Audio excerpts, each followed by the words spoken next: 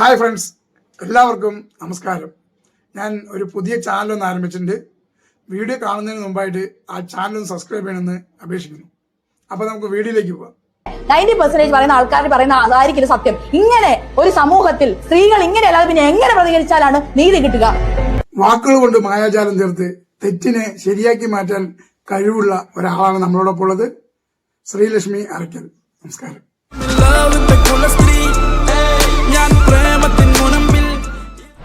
നിങ്ങളുടെ ഫാമിലിയിൽ ആരൊക്കെയാണുള്ളത്? എന്റെ അച്ഛൻ എന്ന് പറഞ്ഞ ഒരു വിവാഹ തട്ടിപ്പുകാരനായിരുന്നു.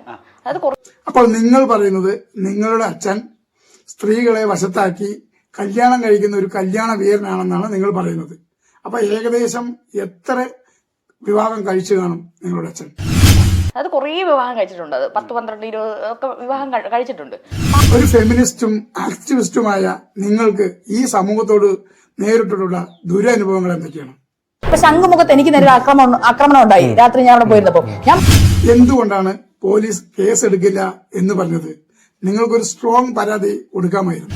ഞാൻ പോലീസ് സ്റ്റേഷനിൽ കേസ് കൊടുക്കാൻ വേണ്ടി പോയി, വലിയ പോലീസ് സ്റ്റേഷനിൽ. അവര് കേസ് എടുക്കില്ലെന്ന് പറഞ്ഞു. ലാസ്റ്റ് നിങ്ങൾക്ക് നീതിന്യായ വ്യവസ്ഥയോട് വിശ്വാസമില്ലാത്തത് കൊണ്ടാണോ ഇങ്ങനെ പറയുന്നത്?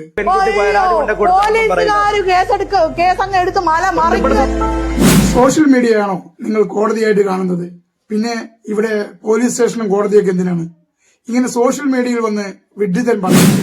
സോഷ്യൽ മീഡിയനെ കോടതിയായിട്ട് കാണാം. ഇതുപോലെ സോഷ്യൽ മീഡിയയിൽ ഇട്ട് കൊടുത്ത് അവന്റെ മുഖം രണ്ടാള് കണ്ട് അവനെ നാണം കെടുത്തിയെങ്കിലും ഒരു നീതി കിട്ടട്ടെ എന്ന് പുള്ളിക്കാരി വിചാരിച്ചിട്ടുണ്ടാവും. സ്ത്രീകൾക്ക് വേണ്ടി മുറവിളി വീട്ടുന്നതൊക്കെ നല്ലതാ. പക്ഷെ ഇവിടെ സ്ത്രീയും പുരുഷനും തുല്യരാണ്. എപ്പോഴും സത്യത്തോടൊപ്പം നിൽക്കണം. തെറ്റ് ആര് ചെയ്താലും അത് തെറ്റാണെന്ന് പറയണം. അതിനുള്ള ആർജവം കാണിക്കണം. എങ്കിലേ ഈ സമൂഹത്തിൽ നിങ്ങൾക്കൊരു വലിയ നിലയുണ്ടാവുള്ളൂ. ഇനിയെങ്കിലും യാഥാർത്ഥ്യം തിരിച്ചറിഞ്ഞ് സത്യത്തോടൊപ്പം നിൽക്കണമെന്നാണ് എന്റെ ആഗ്രഹം. ഇത്ര നേരം നമ്മളോടൊപ്പം ഉണ്ടായിരുന്നത് ശ്രീലക്ഷ്മി അറയ്ക്കലാണ്. അടുത്തൊരു കിഡിലൻ വീഡിയോയുമായിട്ട് ഉടൻ തന്നെ വരുന്നതാണ്. അതുവരേക്കും എല്ലാവർക്കും bye bye. Signing off bullet മച്ചാൻ.